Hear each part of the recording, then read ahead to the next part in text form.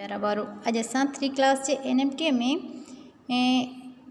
पटीअ जे 52 अखरनि में उहे अखर सिखंदासीं जिन में टिपका बि हूंदा आहिनि ऐं हिकु टिपके वारा ऐं बिना टिपकनि वारा। ठीकु आहे बाबा।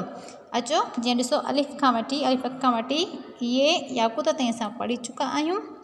हाणे अचो त इन में ॻोल्हियूं त बिना टिपकनि जे अखर कहिड़ा आहिनि ऐं हिकु टिपके वारा अखर कहिड़ा आहिनि। ठीकु आहे बाबा। अच्छा जीअं ॾिसो अलिफ़ अखा असां हुनखे पंहिंजे अलॻि जॻह ते रखंदासीं। अहिड़ी तरह ॿियो हिन में जेको बिना टिपकनि वारो अखर कहिड़ो आहे असां वटि हे हजम आहे दाल दर। ठीकु आहे बाबा। ईअं अचो त ॿिया सभु ॻोल्हे वठूं। ठीकु आहे बाबा। अचो हाणे ॾिसो जीअं अलिफ़ अख बिना नुक़्ते जे आहे बिना टिपकनि जे आहे। हे हजम बि बिना टिपकनि जे आहे। दाल दर खे बि को टिपको न आहे।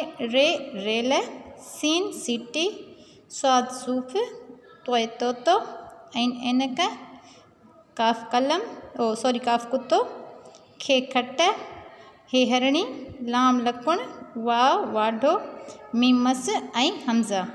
इहे सभु अहिड़ा अखर आहिनि जंहिंखे को बि नुक़्तो न आहे। ठीकु आहे बाबा। हाणे अचो उन्हनि अखरनि खे ॾिसूं हिकु दफ़ो जेके हिकु हिकु नुक़्ते वारा आहिनि हिकु हिकु टिपके वारा आहिनि। ॾिसो बे बदक इनखे घणा टिपका आहिनि हिकिड़ो आहे उहो बि हेठां।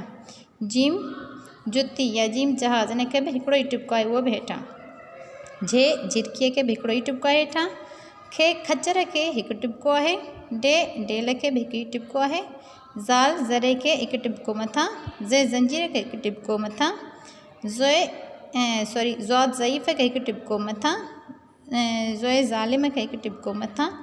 गैन गालीचे खे हिकु टिपको मथां। फे फ़ानूस खे बि हिकु टिपको उहो बि मथां आहे।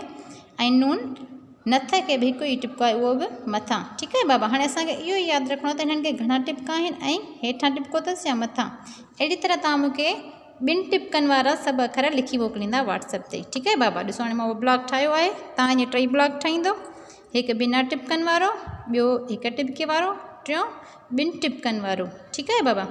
उन में तव्हां मूंखे 2 टिपकनि वारा लिखी मोकिलींदो। जीअं ॾिसो बे बदक खां पोइ ईंदो आहे बे बकरी या बे ॿिली घणनि नुक़्तनि वारो आहे ज़ाहिर आहे 2 नुक़्तनि वारो आहे। उन खां पोइ आहे ते तारो इहो बि 2 नुक़्तनि वारो ई आहे।